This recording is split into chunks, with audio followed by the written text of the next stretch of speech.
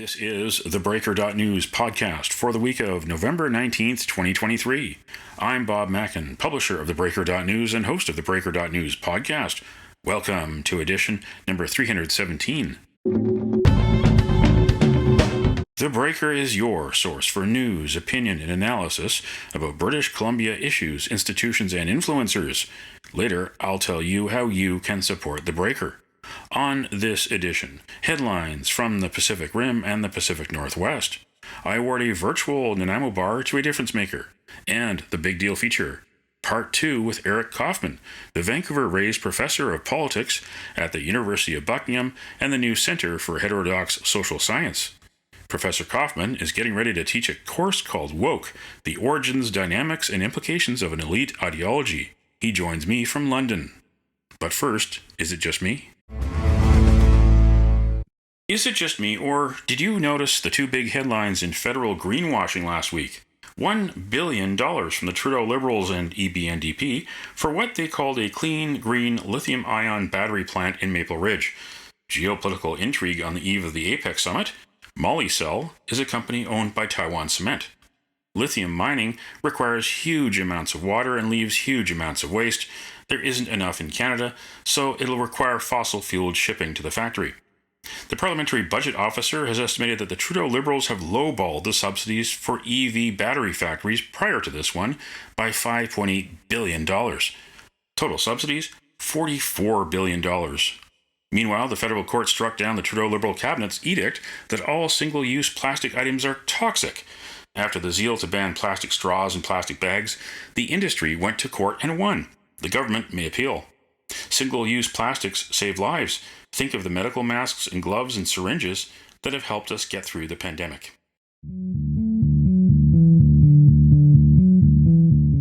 This is the Big Deal feature on the Breaker.news podcast.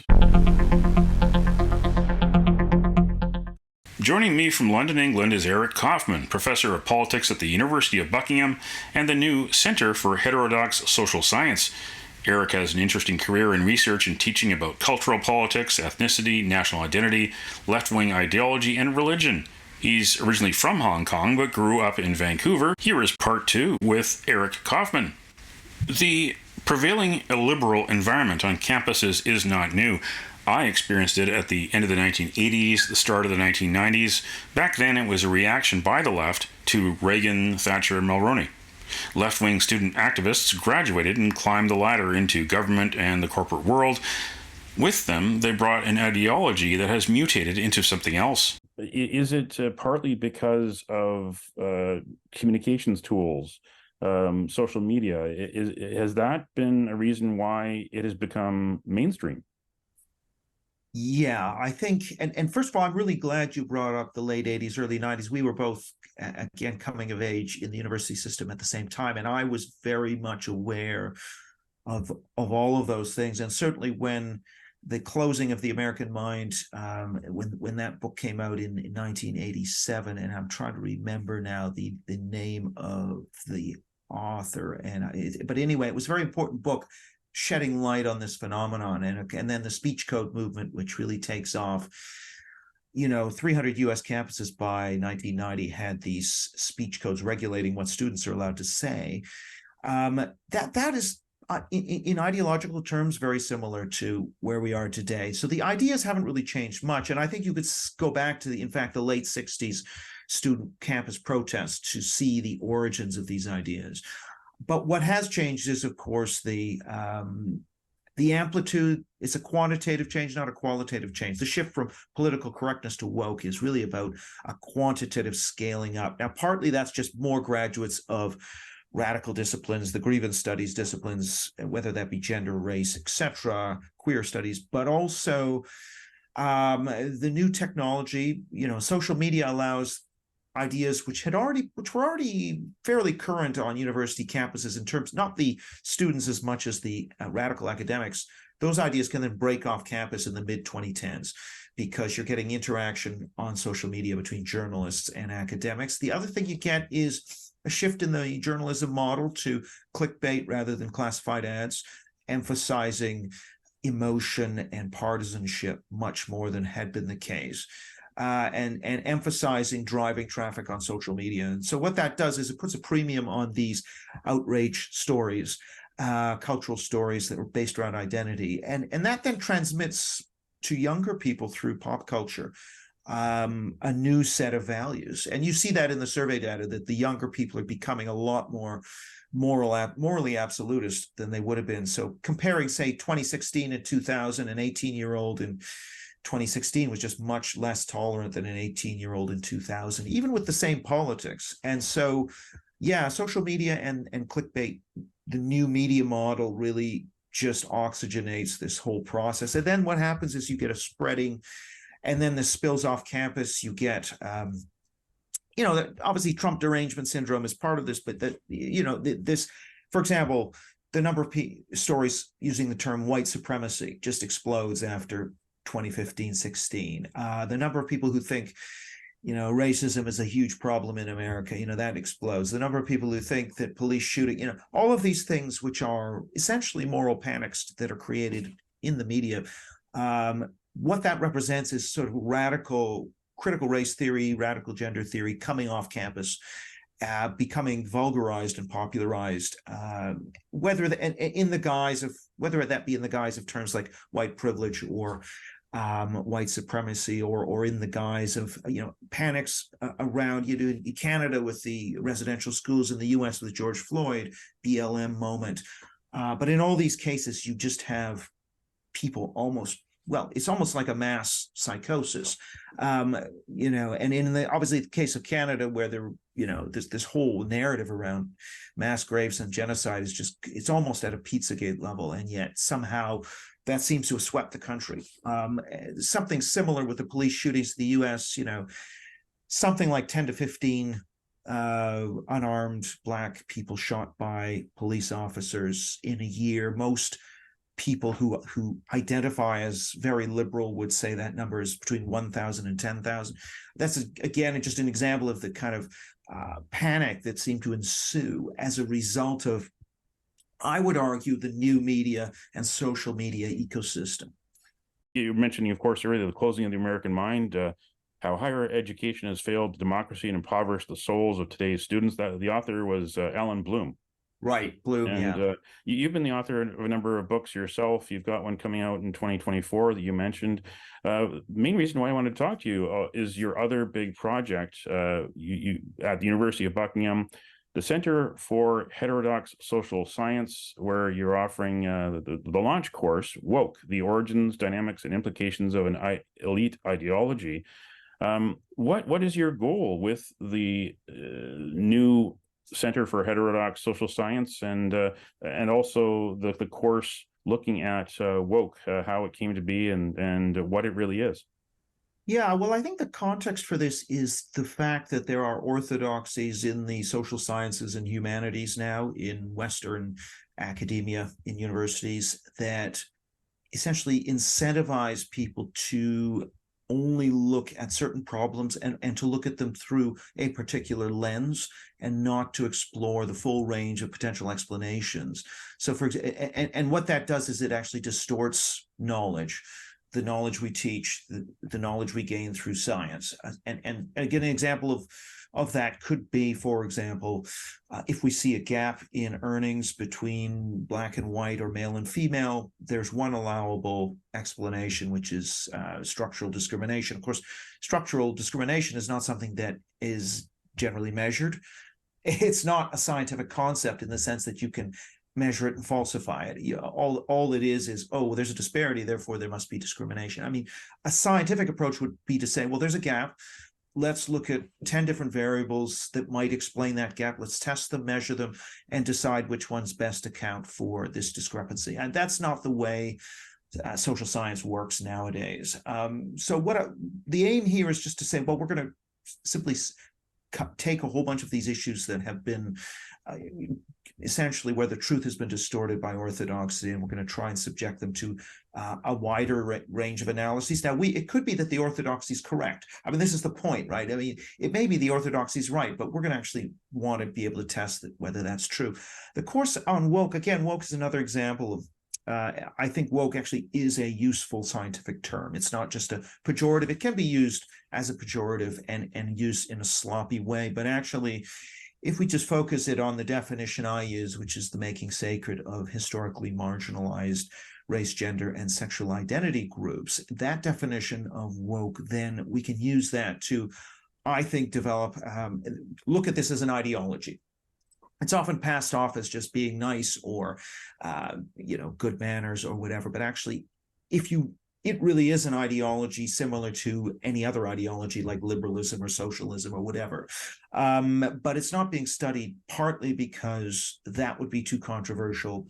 And it's not being studied, even though it is changing politics, even though more academics have been fired during this period known as the Great Awakening by Matthew Iglesias, a Vox journalist. But this idea of the Great Awakening, which has been since 2015, we've seen more academics fired than during the McCarthy period.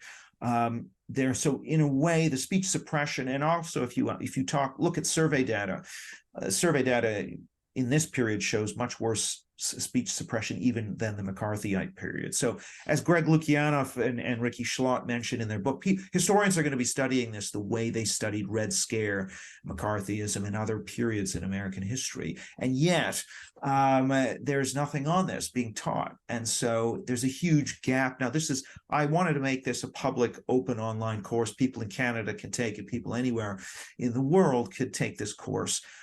So it's going to be a 15-lecture course, and it's not going to be political about me saying I don't like woke. It's going to be about what are the intellectual origins of this? How does the public opinion look by gender, by age, by education, and what's the electoral consequences of the politics of the culture war? And then we'll look at the philosophy and questions around speech boundaries and so on. So yeah, that's really what the course is about. But it is taking this as an ideology that must be studied, like fascism, like communism, like any other ideology, in its own right. Starts in January. So.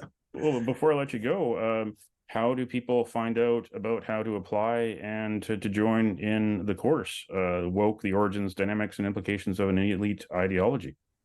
If you go to my Twitter, which is at EPKAUFM or EP Kaufmann, so at EP Kaufmann, and the pinned tweet will give you a link to express interest. If you just go there and then just follow the links, we hope to see you on the course. That was my guest, Eric Kaufmann, professor of politics at the University of Buckingham and the new Centre for Heterodox Social Science in London. Thanks a lot, and keep up the good work.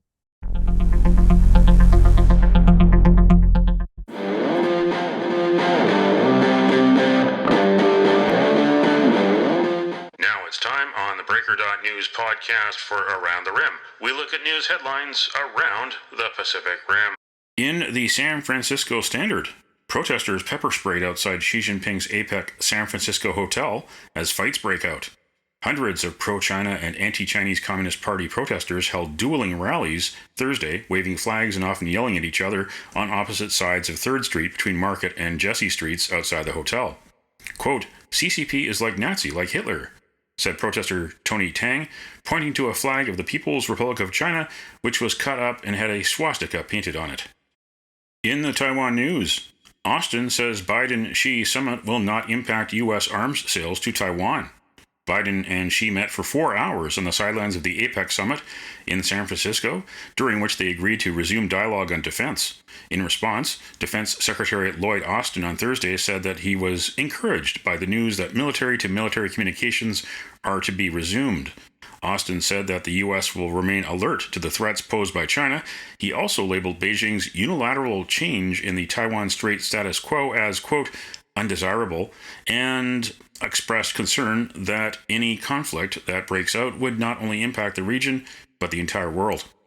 In Kyoto news, Japan PM hopes to work with China's Xi for positive bilateral ties. The issue of Japanese nationals detained in China has yet to be resolved. Most recently, an employee of Japanese drug maker Astellas Pharma Inc. was arrested in October for alleged espionage. Prime Minister Kishida has stuck to the stance that he will, quote, say what needs to be said to China, a key trading partner for Japan. This year marks the 45th anniversary of the signing of the bilateral peace and friendship treaty between the Asian neighbors.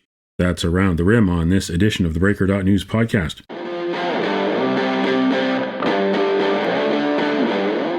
Now it's time on the Breaker.news podcast for Cascadia Calling. We look at news headlines around the Pacific Northwest. In the Oregonian, Portland hate crime defendant who went on the run avoids prison in plea deal. A judge Tuesday sentenced a man to probation instead of prison more than 2 years after he wielded a knife at a Filipino-American stranger, uttered an anti-Asian slur, and pummeled the stranger's head, causing a brain injury. The man later fled to Idaho before the Oregonian's reporting led to his arrest. Mark Aurelius Franklin should have been sentenced to 15 to 18 months based on guidelines. However, Franklin was sentenced to 110 days time served while waiting in jail. In King 5, Ken Griffey Jr.'s shower slippers with faded 24 are on the market.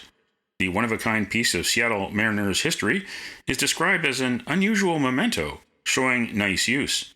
The starting bid is set at $200 with 2 days left at the Lelands.com auction house. In the Times Colonist, Tofino Council supports changing beach name to Tinwis. Tlalopquat Nation will now apply to the province's Geographical Names Office to change the name of Mackenzie Beach.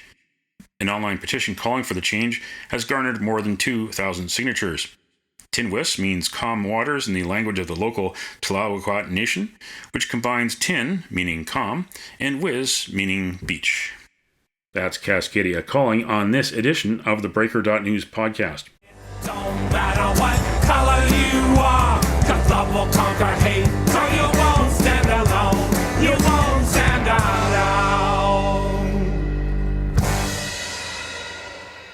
The virtual Nanaimo Bar, brought to you by Spruce Hill Contracting. Every week we end the Breaker.news podcast on a tasty note by awarding the goodness of a virtual Nanaimo Bar to people making a difference. A virtual version of the province's favorite dessert bar goes this week to British Columbians of every culture. It's Multiculturalism Week in BC from November 19th to 25th. You can nominate someone for a virtual Nanaimo Bar. Send me an email to bob@theBreaker.news. Spruce Hill Contracting, custom homes and renovations. Find more information at sprucehill.ca. I, Justin P.J. Trudeau. No! Sunny ways, my friends, sunny ways.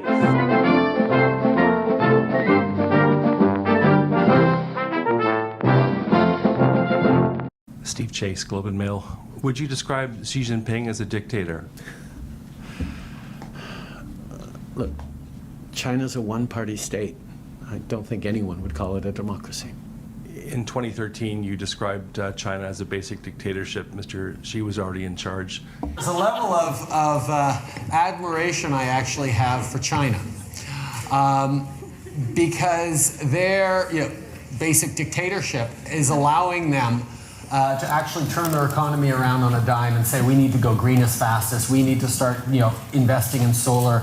I mean, there is a flexibility that I know Stephen Harper must dream about of having a dictatorship that he could do everything he wanted that I find quite interesting. Mr. Biden, the President of the United States, which is our security guarantor, also called him a dictator. Why won't you call him that?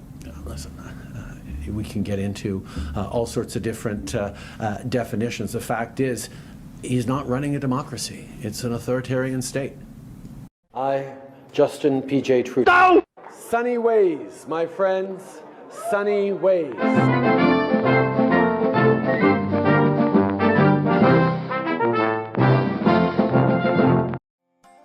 These rich men north of Richmond, Lord knows they all just want to have total control. Want to know what you think, want to know what you do. And they don't think you know, but I know that you do. 'Cause your dollar ain't shit, and it's taxed to no end. 'Cause the rich men, north of Richmond.